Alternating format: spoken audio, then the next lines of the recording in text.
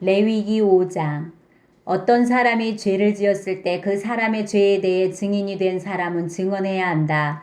만일 증인이 되겠다는 선서를 하고도 보았거나 알고 있는 것에 대해 증언하지 않으면 그 사람의 죄가 증인에게 돌아갈 것이다.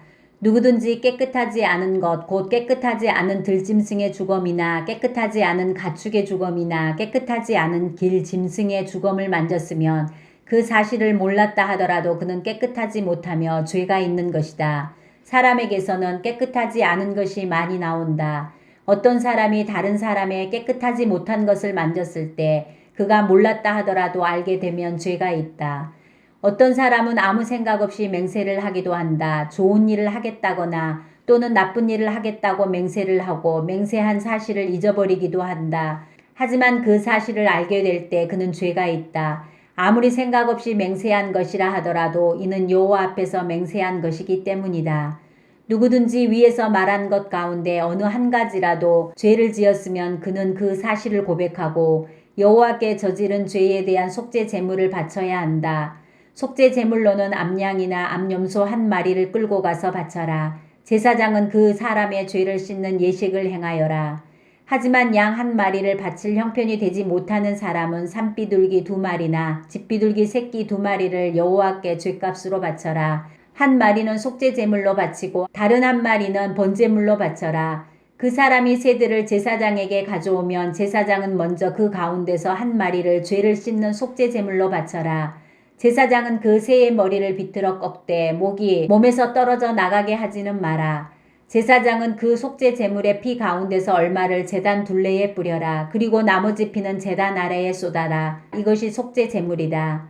그런 다음에 제사장은 두 번째 새를 규례에 따라 번제물로 바치고 그 사람을 위해 죄를 씻는 예식을 행하여라. 그러면 그가 용서를 받을 것이다. 하지만 산비둘기 2마리나 집비둘기 새끼 2마리도 바칠 형편이 되지 못하는 사람은 고운 곡식가루 10분의 1 에바를 죄를 씻는 제물인 속죄 제물로 바쳐라. 그것은 속죄 제물이므로 가루에 기름을 섞거나 향을 얹지 마라. 제물을 바치는 사람은 그것을 제사장에게 가져가거라. 제사장은 전체를 바쳤다는 표시로 그 가루를 한 줌 쥐어서 불에 태워 바치는 화제물과 함께 제단 위에서 태워라. 이것은 속죄 제물이다. 그렇게 해서 제사장은 그 사람을 위해 죄를 씻는 예식을 행하여라. 그러면 그가 용서를 받을 것이다. 곡식 제물과 마찬가지로 속죄 제물 가운데서 남는 것은 제사장의 몫이다. 여호와께서 모세에게 말씀하셨습니다.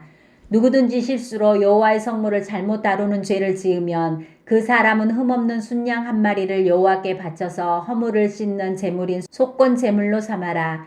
허물을 씻는 순양의 값어치가 은으로 계산할 때 성소에서 다는 무게로 정확히 몇 세겔이 되어야 할지는 내가 정해 주어라. 그 사람은 성물에 대해 잘못한 죄를 갚아라. 그는 그 값어치의 5분의 1을 더해서 그 모든 것을 제사장에게 주어야 한다. 그러면 제사장은 그 사람을 위해 속건 제물로 바친 순양을 가지고 죄를 씻는 예식을 행하여라. 그러면 그가 용서를 받을 것이다. 누구든지 여호와께서 하지 말라고 하신 일을 해서 죄를 지었으면 그가 그 사실을 몰랐다 하더라도 그에게는 허물이 있는 것이니 그는 자기 죄값을 치러야 한다.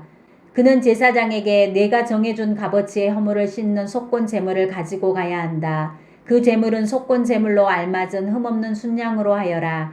제사장은 알지 못하고 저지른 그 사람의 잘못을 씻는 예식을 행하여라. 그러면 그 사람은 용서를 받을 것이다.